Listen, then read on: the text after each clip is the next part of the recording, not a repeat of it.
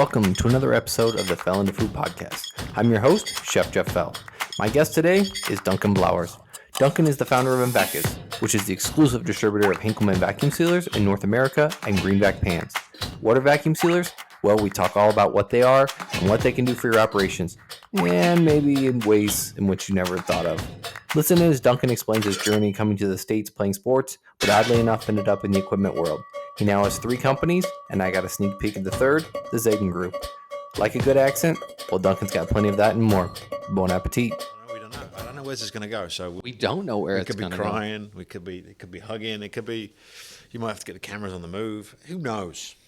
Yeah, I mean, you never know. But appreciate you coming on today, Mr. Duncan. Yeah. But how the roles have reversed. Remember, 4 years ago we were sitting in a little office. And you interviewed me about, well, it was the future of vacuum sealing 4 years ago, right? It was. Was it during the pandemic? It was. It was because we were trying to figure out a way to communicate with people without really having any access. Yeah. 4 years. So we've seen, what have you seen in that 4 years now, given from that interview to now reversing the roles and interviewing you? What have you seen in that 4 year span? Obviously, there's new things. The arrows come out. The Aura? Yeah, one of those. However it's said is coming out. Yeah. But what else have you seen? What adoptions have you seen in that space, in the vacuum sealing space? I think just more people open to vacuum sealing. You know, it's very popular in Europe, but it's not so popular here. You know, why do you think that is?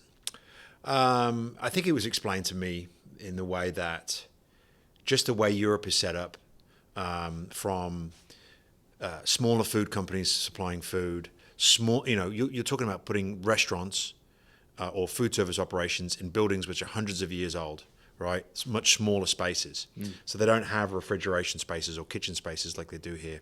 So they had to be, flexible, more efficient in the way they did that, right? Yeah. Not big food companies delivering every day. So small food companies delivering once a week. So they have to make the food go further. And I think because of that, vacuum packaging, particularly in food service, became very popular. Yeah, that makes sense. I guess it'd probably be good to give a soft background, right? Obviously, if you're listening, watching, you hear the accent. So give us the 30,000 foot of Duncan, and your background. So originally, I've been in the US now 20 years. And I was talking to Brad here earlier, and he's off the camera. How did I end up in the US? Well, actually, out of college, I really didn't have a path of what I wanted to do. And at that time, there was a semi-professional rugby league going on here in the US. And I ended up, they paid for me to come over here, paid for my accommodation, and I got to travel the US with that. And I ended up basically staying, sort of falling in love with the Chicago area, staying, getting a job, sort of settling down, meeting my wife here. And then I ended up having to go back to the UK and finding a working for a British company. And then the British company ended up, ultimately coming back to the US here. And then I was working, and they did a big engineering company, basically, in a sense, big equipment for coatings, for paint, coatings, beverages, ink. They made equipment for that. And I had come to the US and sort of opened up channels here and helped the business grow. And out of the blue, I got a phone call from a recruiter, and it was Hinkleman, the vacuum sealing company. They were looking to open operation or start an operation here. And I was a bit of a crossroads in my career at that time. And I wasn't sure what I wanted to do with the company I was currently with. And I sort of hit the ceiling with that. And then there's this opportunity to basically start again with another European company, so to speak. And I thought, you know what? If I can do what I did for the British company and now for the Dutch company, but in a different industry, maybe I'm doing something right. So maybe it's a good just test of who I was as a person and also my skills to see whether I could do it for a different company, a different industry. So I thought, I spoke to my wife about it, and we jumped right in. And then after a few years of working with Hinkleman, we had COVID, which really hit the food service industry. So how long was it that you were with Hinkleman before COVID hit? So I started with Hinkleman towards the end of 2016. And then COVID hit in 2020, and during that year in 2020 is when I first approached Henkelman and said, "Look, you know, how about I buy the company, the U.S. entity from you, and become a distributor? Henkelman's very good at building vacuum sealers and shipping them all over the world. Very good, a very good partner to work with, because I felt at that time there was other products that complemented the vacuum sealer that Henkelman didn't, you know, being the manufacturer, not the distributor, didn't want to get involved in. So I thought there was an opportunity there. And so we went back and forth, and they were very good about it, you know, and we made a deal. We came to a deal. And so in 2021, we started Invacus, which started off as is now the exclusive importer of the Henkelman product, and now the GreenVac products, which is vacuum bags and these multi-purpose pans that you see. That again, they all complement vacuum sealing. And Invacus was born because in Latin it means under vacuum. So when you decided to go from the manufacturing company to Henkelman, did you know? I'm sure you did obviously research before just jumping over to a new company and wanting to grow it. But did you know much about vacuum sealing, about what the product was, or was it just, oh yeah, it's vacuum sealing? And again, I guess you didn't come from the food industry, so most people in the food industry know, you hear vacuum sealing, like, oh yeah, I know about those machines and what it is and what it can do. Did you have any clue truly what you were getting into, or is it just, I'm gonna open channels and sell a bunch of equipment? I had no idea. Honestly, I can sit here now. I was the owner of the company, right? I can say that. But I had no idea. You know, Henkelman is a big player in the world in vacuum sealing, and the US was like their final frontier, and so to speak. And so they sort of said to me, it's moving boxes, right? Oh. And I said, yeah. And I thought, okay, great. I can sort of take what I've learned in other industries and sort of apply it here and see how it goes. And it wasn't that simple. It never is anyway, but it really isn't that simple. The go-to-market in the US in the food service industry is very complicated, and there's multiple layers to, manufacturer to end user, and how to and so you've got to play nice in the sandbox with all those partners in order to get it to where it needs to be. Yeah. It just fascinates me to go into it, and kind of, we've worked together now for about 4 years, and not knowing the full background. I was like, oh, he's some guy in manufacturing, and now he sells these machines, and not knowing it's great to know that. And again, people don't understand that not everyone is in this industry from the beginning. They're in a kitchen. They understand what this technology is, or the pieces that we use. So it's interesting to see someone from the outside kind of coming on the inside and trying to figure it out. And what's been great is just watching the knowledge of what can be done with these machines. Because I believe that Americans it's always been fine dining. Everyone in fine dining's got a vacuum sealer, right? You go to anywhere. When we had one in culinary school, there was a vacuum sealer. We used it for a whole host of things. So we were sous videing. But now we're starting to see it bleed into the other lines of business. What sector or area of the industry are you seeing it now really starting to become predominant in its use? Schools and colleges, which when I first started in this industry, I had, again, as I said, zero understanding of it, the market. And I would talk to, some stakeholders in the industry or reps who represent our products in various parts of the country. And, the common theme was, it's just vacuum sealing in schools. It's never going to be. The quality of food is just not there. So it's more than 4 years ago that was said to me. So, again, our low-hanging fruit in the US market was the more fine dining restaurants at that time. Having said that, 5 years on, 6 years on, the quality of food in schools has improved, and which is great. And because of that, it's now led to an opportunity to vacuum sealing. And we're now selling more vacuum sealers into schools than pretty much into restaurants. It's getting up there. And it's almost now at this point, it's an easier sell. Oh yeah, when you can save products, if you use it properly. I think the education behind it, I think people in the education space are afraid, because a lot of them don't maybe necessarily have a full culinary background, especially in some of these larger school districts. They've either been in kind of food, or they know food or operations per se, and then they kind of let their kitchens do things, and then they see a piece of equipment and they go, that's too much. Everyone hears the dreaded HACCP, and they go, yeah, whoop, I'm out. HACCP. Get me out. Really give like a quick synopsis of like really what a HACCP really entails. And again, I know you're not a HACCP expert, but obviously selling the machines, you've had some experience working with those that have experience in it. Really that it's not that big of a deal, but really what goes into I guess start to finish, right? So letting people know, okay, I want one of these machines. I'd love to reduce my food costs. Okay, but what's next, right? You get a blast chiller or an oven. It's just okay. You just start cooking. You start chilling.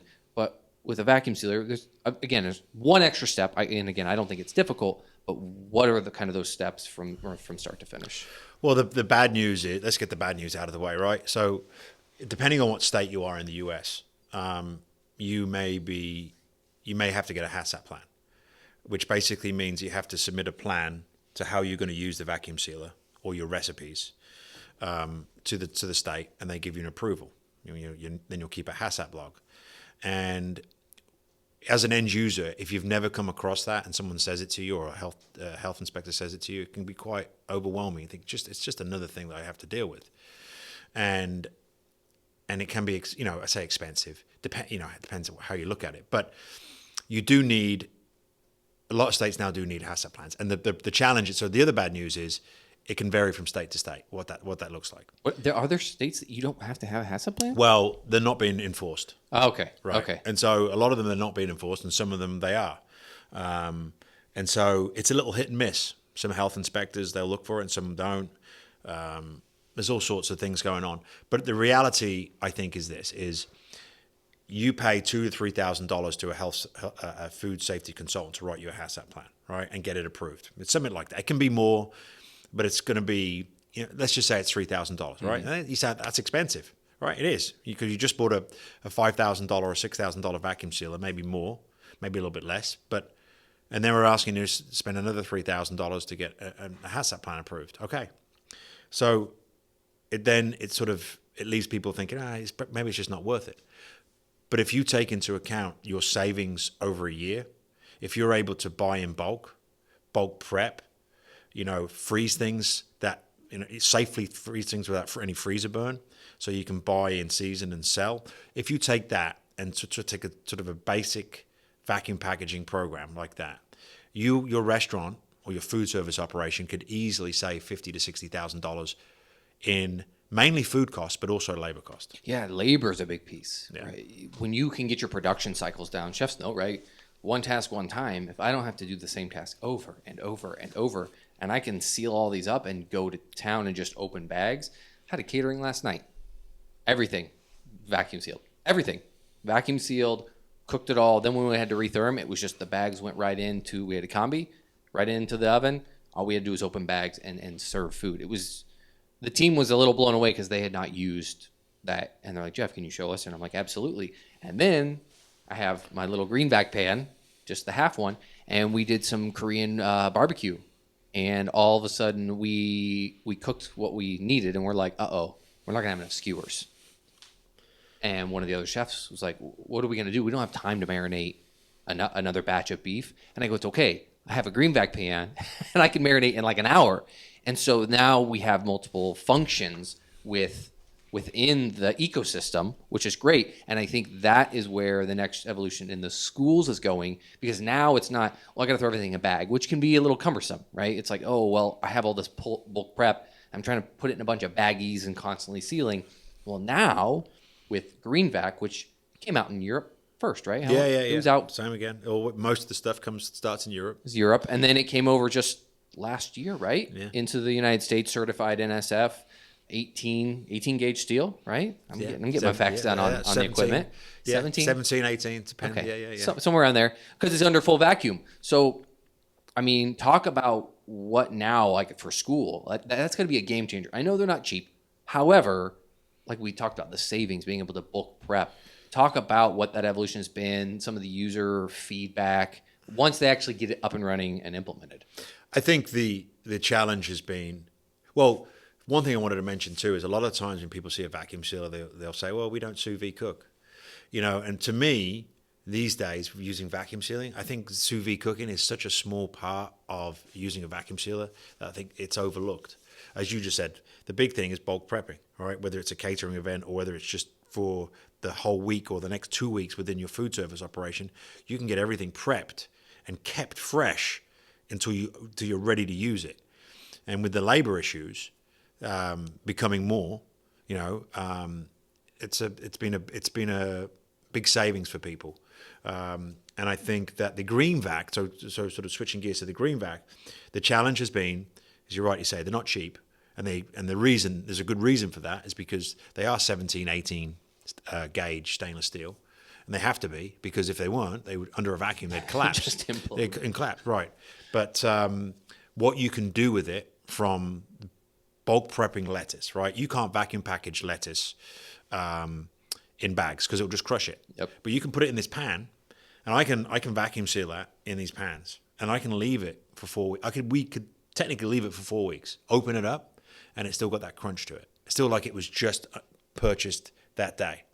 So that's what it does. And so by being able to use that feature, and then chefs seem to like the marinating and tenderizing, as you mentioned earlier, to rapidly be able to marinate or tenderize or brine or pickle something in that short period of time is, and what I've always understood from chefs is, and maybe their number one thing is always timing.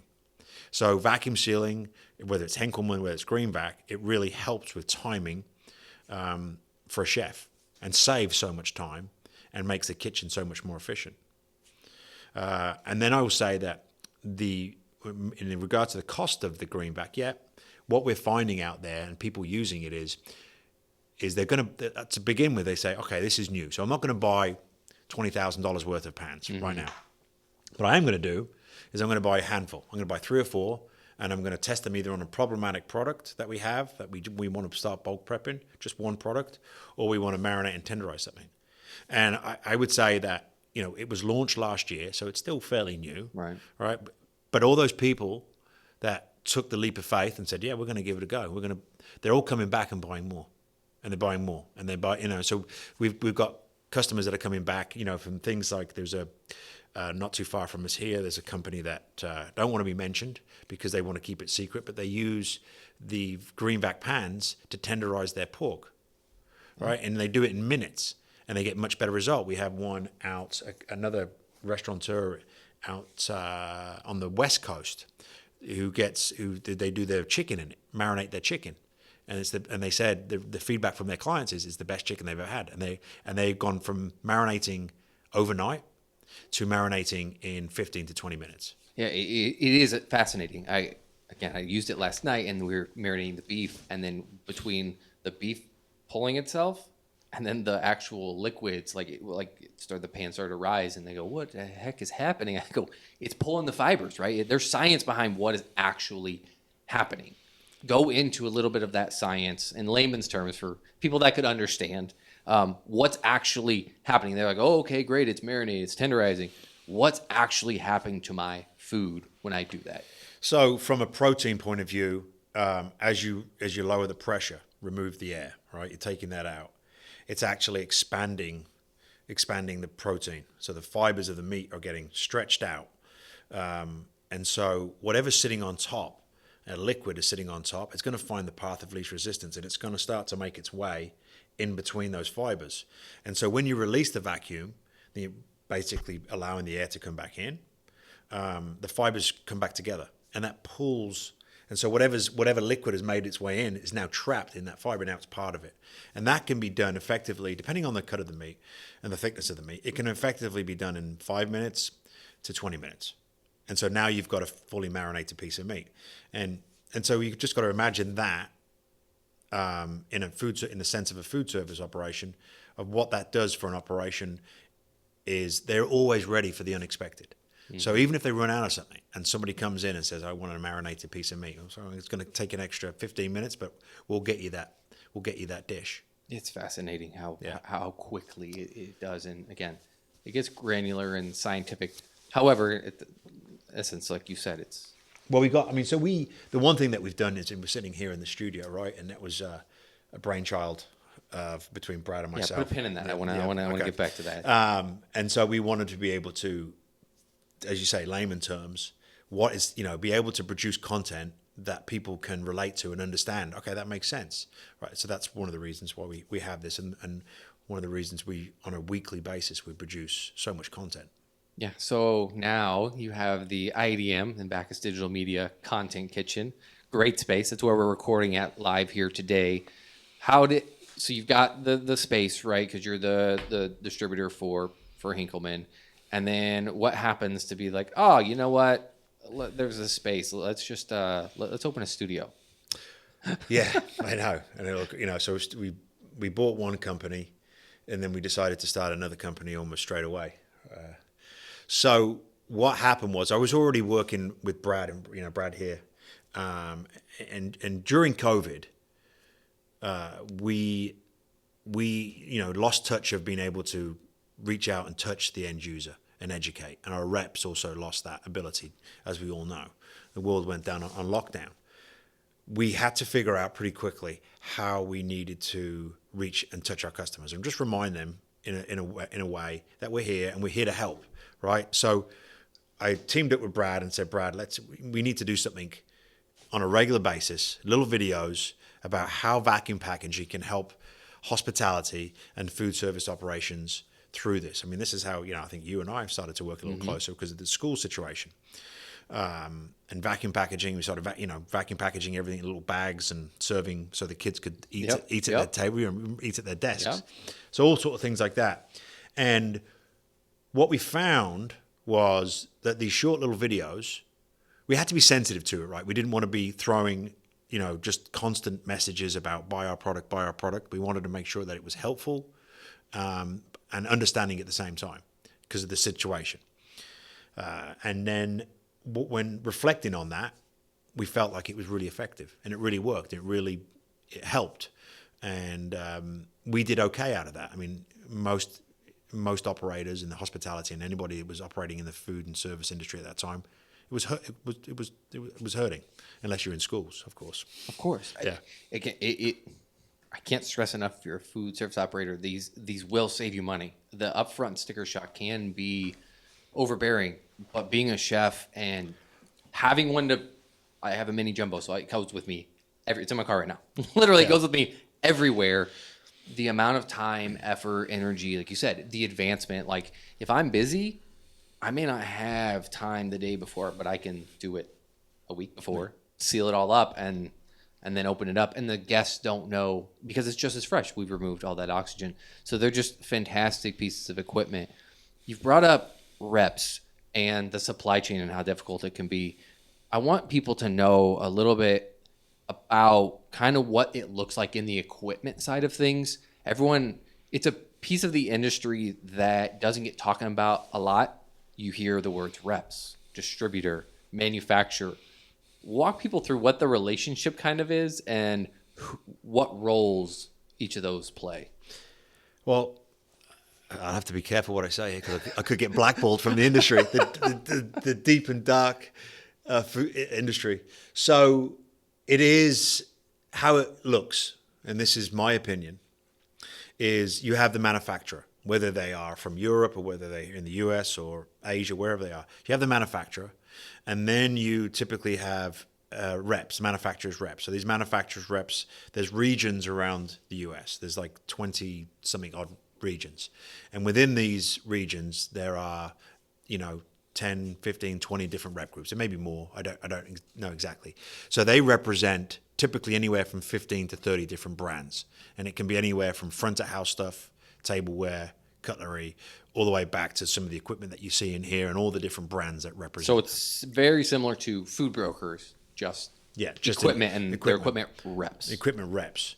So you have them and they represent all these brands. And then you have all the dealers. And the dealers are all over the country, everywhere from, anywhere from, the big boys like Trimark and Webster and Wasserstrom, Singer on the East Coast, all the way down to some very small independent dealers. And so what happens, and then you have the end users. And then on top of that, you have service agents. And just to put it in perspective, in Europe, as an example, you have manufacturers, you have dealers, you have end users. The dealers buy from the manufacturers. They sell to the end users. They also service the equipment. Okay. Here in the US, you have manufacturers, and then the educators are really our reps. And I say that, the educators, because for our product line, it's very much an education still, right? And so these manufacturers' reps, they represent 15 to 30 brands. And then their job is to educate the dealers on our products and also the end users. Now, the dealers sell everything, right? So they've got thousands of lines. So there's no way they can keep up with every single thing that's available, especially something which I would say in vacuum sealing is an education. But they're the ones, so we sell it to the dealers, and the dealers then sell it to the end users. Now, if something goes wrong with that machine, you then have to contract a third-party service agent. Okay. So you have manufacturers, reps, dealers, end users, and service agents. Is the service agent ever a part of the manufacturer? Like, don't some companies have their own Dealers division? Or I think maybe if you're big enough, they might do. I don't know many manufacturers that have that. They have technical support, right? So we have technical support. Okay. But we don't go out to site, for a tabletop machine. So they just find a local Yeah. equipment repair company that is certified to repair the equipment, and they just contract that out, and then that's who would come out and come and fix your equipment for the warranty terms, right? Because after that, then it really turns into whoever there's always a preferred, repair company, and then there's whoever they want to use. No, exactly. And so we've done I'd say a pretty good job of trying to figure out who they are for us, because not everybody wants to work on vacuum sealers because they don't see them every day. And particularly these pieces of equipment, they don't break down very often. I mean, they're not perfect, but they don't break down very often. So it's that, there's a good and a bad of that. The good side is, it doesn't break down. It's going as long as you replace the oil twice a year and run the pump cleaning cycle regularly, then you're not really going to have an issue. But we've done a good job of finding those. And then also we support them by doing lots of videos. So it makes it easier if they're going to go to service our equipment, that they feel comfortable standing in front of it. There's not a lot to them, so there's not a lot that can go wrong. So troubleshooting them is pretty easy. Yeah, that makes sense. I think I want to kind of go to what's next in the vacuum sealing space, right? It's been around. It's not quote unquote new technology. However, it's still being updated. It's being modernized. It's being advanced. What's the future of it? As the features get more sophisticated again, the Aero came out last year. Now the Aura, that's got the nice display panel. What is the future? Right? You've got red meat functioning. You've got soft air. All these functions. Is there anything new or exciting that is planned in the space, or to take it to another level, or is it just more consumer based? Let's make it just more user friendly. I would say it's a blend. From a Henkelman point of view, we have the Aero, which is here, which is designed to be a basic vacuum sealer with added functionality. So using the three most popular programs used in a vacuum sealer, which is a regular vacuum, everyday vacuum, the soft air function, which just allows you to package bone-in or fragile products like strawberries or raspberries, and then the liquid sensor, which you can safely package liquids. So having a unit where you can do that very easily, set that up very easily, is, I think, very important. And I think the Aero, which does that, will be a very popular selling unit for that, because it doesn't take much training. And I think that if you talk to a lot of food service operators, that is a challenge, is having someone that can operate a more complicated piece of equipment. So it's taking technology which is available and making it user friendly. The Aura is what it's trying to do there. What Henkelman's trying to do there is take a lot of functionality and make it really easy to use. And what I mean by that is, just to give you a sort of a tidbit of information, because it hasn't been officially launched yet, is you'll be able to select, go to proteins, select chicken, and then it'll ask you, what do you want to do with it? You want to vacuum package it? You want to marinate it? So it's almost preemptive prompts. Yeah. To walk you through Yeah. versus I have to know exactly what I need to do. It's kind of Yeah. preemptively. So and then that goes for like strawberries or raspberries or soft cheese. But if I pick up cheese and I bring up soft cheese, it's going to perfectly vacuum package soft cheese. You don't have to tell it, I want you to do this much vacuum and this much soft air. You just do it by product. You can set it up. You can have your own custom programs, but the idea is that an operator's got something in their hand and they go, all right, I've got raspberries. I'm going to go to the soft fruit, raspberries, select, and then put them in, and it'll perfectly package it for you. So it's almost the same thing that Rational did, right? With their iPro line, right? That you can just, I want a piece of chicken, I want it this dark, and I want it, roasted or slow cooked or whatever, and then you just let it go and let the machine do the work, and then user, because again, most people in these kitchens now are not sophisticated chefs, and as you say in education, it's not always the case where you're getting somebody that's well advanced in the food industry. What other segments in our crazy world, right? You mentioned obviously education.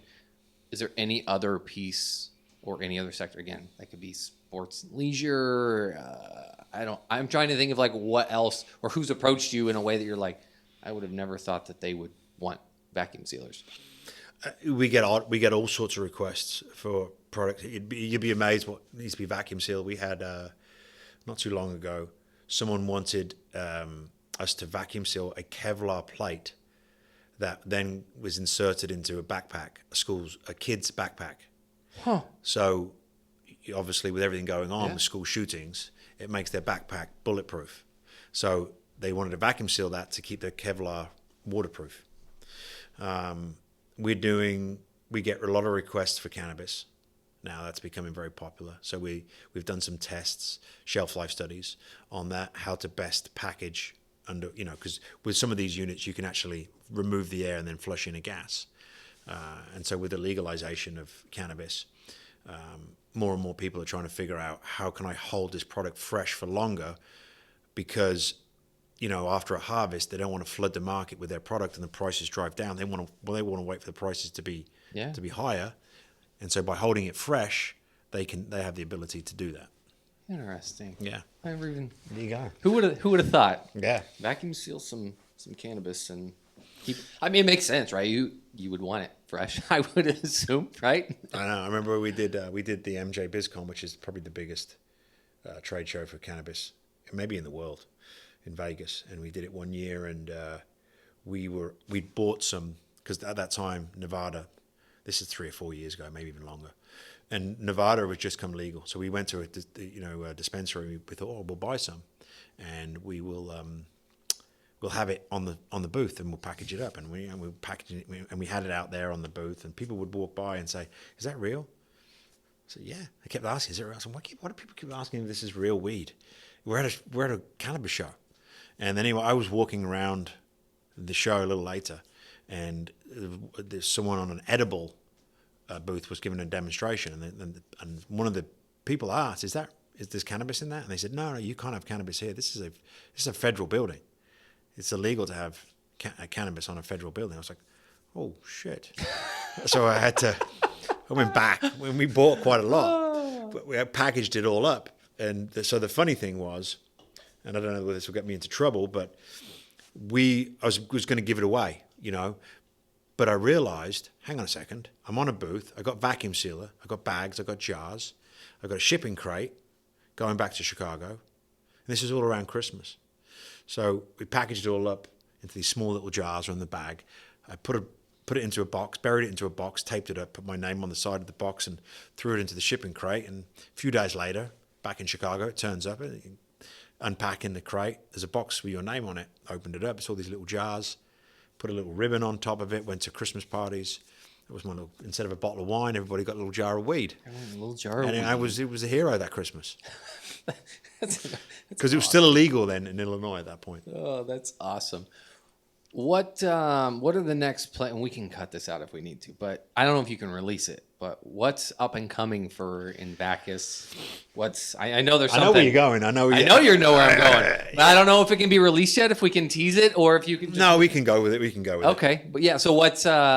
Third company. Yeah, third company. What's coming out in the Invacus world for Mr. Duncan? Well, so we have Invacus and we have Invacus Digital Media, and so what happened? So to give you a quick backstory, we get approached somewhat on a regular basis.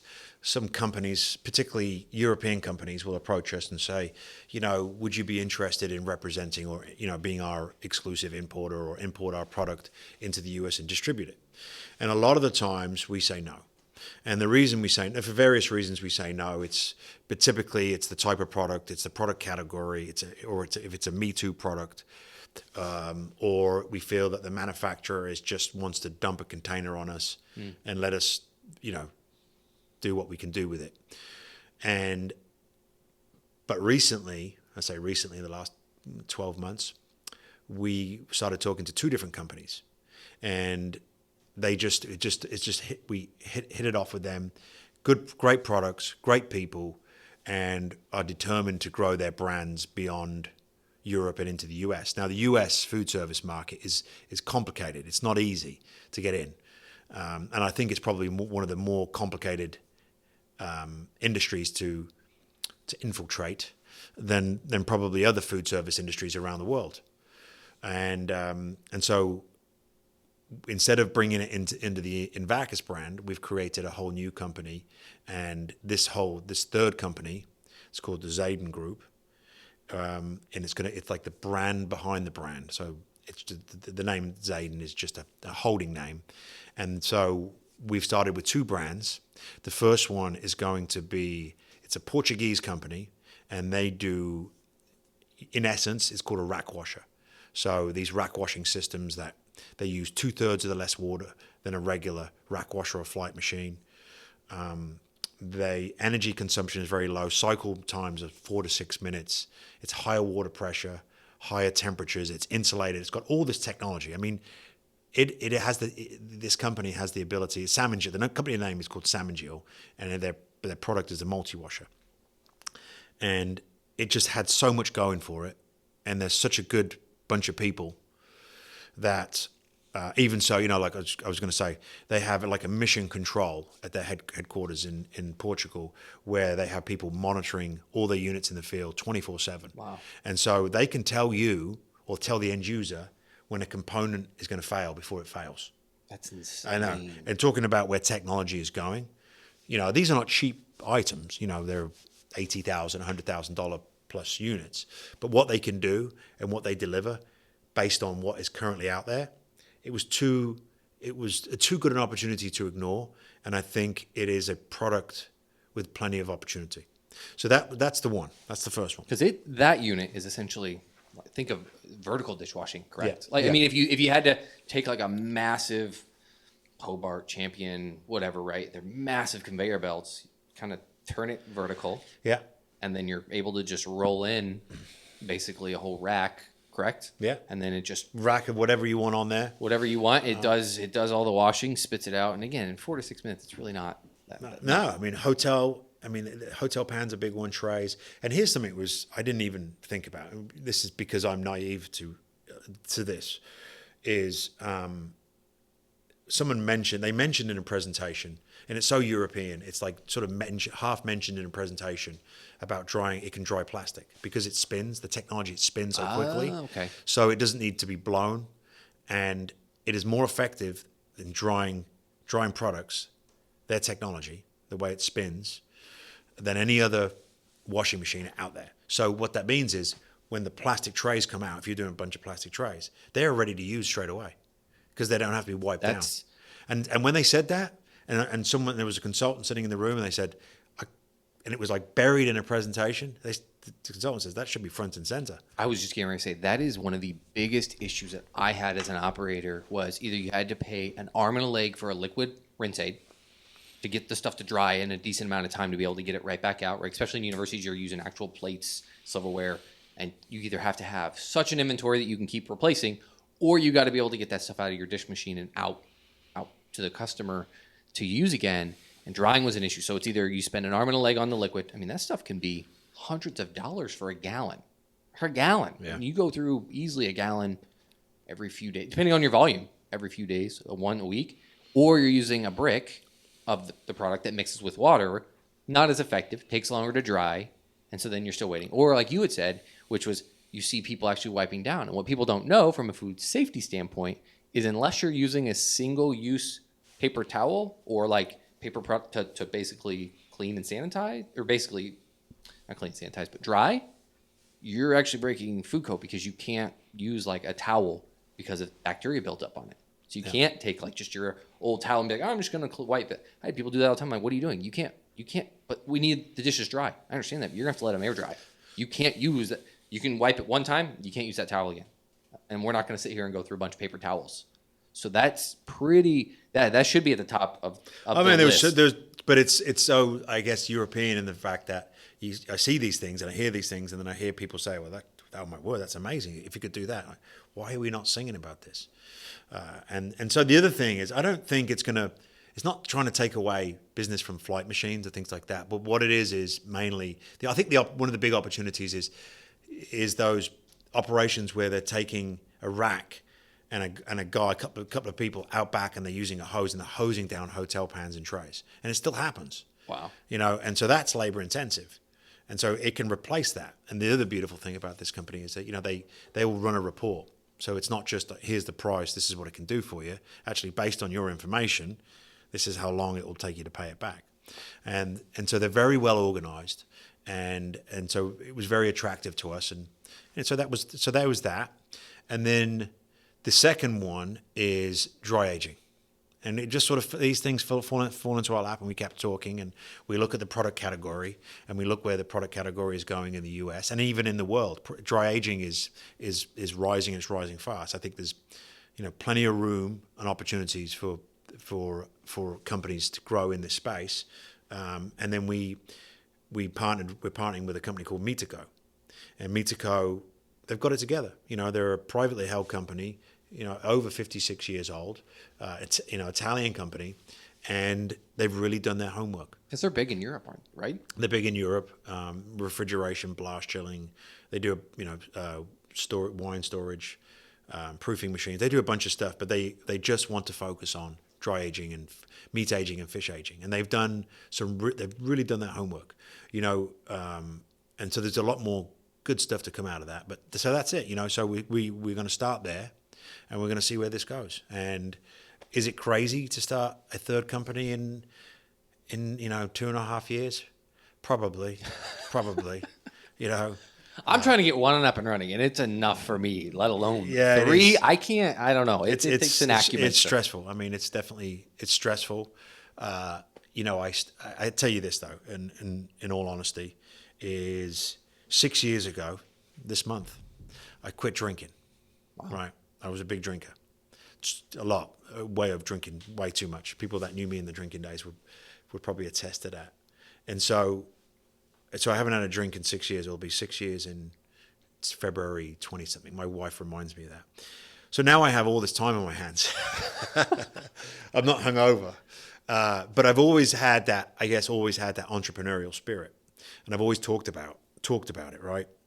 And I've for many years talked about starting a company, and never either had the courage, probably the courage to do it, to take that leap of faith. And then he quit drinking, and then within a couple of years of quitting drinking, everything changes. Yeah. And so now we find myself 3 companies in, and I don't know. It's a roller coaster. But sometimes I think to myself, did I make the right, sometimes, a lot of the times I think to myself, did I make the right decision? Should I just go work for another company and just be safe? It's safe and still have fun. But ultimately, I would miss this if I did that. Yeah, I think it's the crazy of the entrepreneurial spirit. I think when someone's got it in their bones, right? You see it, like you just can feel it. Like that's just what they do. And it's almost like you're in a cage sometimes. I feel like you said, it's not that you can't have fun working at a company or doing other things, but when it's kind of your own thing, you get to create. And what I appreciate about you is kind of the vision, right? You're not looking about just now. You're looking at what's coming in the future. What can things be? Pushing the boundaries, right? I will never forget when we did our COVID testing, and it was like, let's put trays in these bags. What about this tray? What about that tray? Oh, what about a hot bag? Oh, we should have a little tear tap. All these crazy things, but you were open to every idea. It wasn't, no, that's not what we're trying to do. It was really being the end user. It was, what is going to work? What would make you use it? And how can we help do that? And that's what I really appreciate about how you approach business. Working with you has been great in that aspect. So I want to jump in the weeds here. What's the craziest thing you've ever vacuum sealed? You're around them all the time. What's the craziest thing? Either, I guess, you've sealed or you've seen someone seal or put in the machine. I don't know. I'm just trying to think. The craziest stories I've heard is Henkelman getting phone calls from some sort of police authority or FBI. In fact, I think it was in Colombia.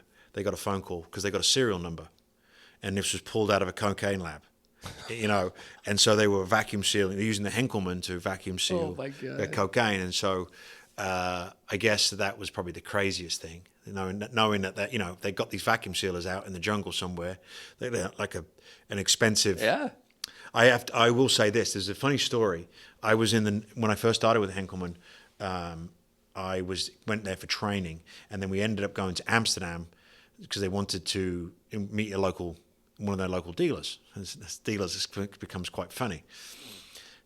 So we went in to downtown, sort of in the city of Amsterdam, and we're in the dealer. It's just a small local dealer, and you go into a small shop, and you had some Henkelmans out, and he's talking, and very friendly, and we're talking, and just sort of, he's answering my questions, and we're having a good chat. And as we're talking, these three guys walk in, sort of hooded, baseball caps on, and he goes, wait 1 minute. And he goes over, he starts talking to him, and during the conversation, they just get a bunch of cash out, and they hand it to him. And then one of the vacuum sealers that's sitting on the stand, they just pick it up and walk it out. And I'm like, he comes back over and he goes, I don't ask, but we all know what they're doing. I said, okay. So what I found out is and I don't know whether this is still the same thing, but in the Netherlands, to grow, it's illegal to grow, illegal to grow cannabis. And I'm not exactly sure what sense that means, but it's legal to sell it in coffee shops. So the people that grow it don't like to talk about it. Mm-hmm. They just do it. So these guys come in, hand over the cash, and they walk out with it, because they're making a lot of money. Right. Oh, of course. Yeah. Of course. Huh. Interesting. All right. In the battle of European cuisine versus American cuisine, who takes home the culinary championship belt? I think 9 times out of 10 it's going to be the Europeans. I know. They have that. They have the is it Bocuse, and I think the US have climbed in the ranks. I think US cuisine has come a long way, but I think to catch up with the Europeans where they are, they've still got. And I think most chefs would agree with that. Yeah, I know. I don't think. Well, at least you picked Chicago, which has a very diverse food scene, so you can at least get some good stuff. What meal do you miss most from Europe? Fish and chips, good fish and chips, and you're going to think I'm crazy here, but black pudding in the morning. Oh, you black pudding. Okay, yeah, you're one of those. Yeah, but if you grow up with it. I managed to get Marmite, which a lot of people probably won't even understand what that is, but it's a spread that it's hard to explain. Anyone in the U.S. do good fish and chips? You ever had good fish and decent fish and chips where you're like, that's respectable? Oh, there is in Chicago. I was there the other day, a few weeks ago. It's an Indian English pub. Okay. And it's right by University of Chicago, the graduate school, the booth. It's right there, and what's it called? Oh, I can't remember the name. They do very British dishes. In England, Indian food is the most popular food. Yep. But on a gastropub's menu, it's always going to have fish and chips. Their fish was excellent. Yeah, awesome. In the universe of vacuum packaging, if aliens asked you to explain your job, how would you do it? How would you tell them in one sentence? I don't know how to tell people now. People say, "What do you do? What do you do? What do you do?" If aliens invaded, that's an out of the box question. I don't even know how to answer that question. I would say that I remove air from bags, something like that. There you go. Yeah. It works. Yeah, it works. All right. In a vacuum sealed time capsule, what items would you include to represent your journey so far? Oh, we're going deep. My journey so far. I would say pictures of the family.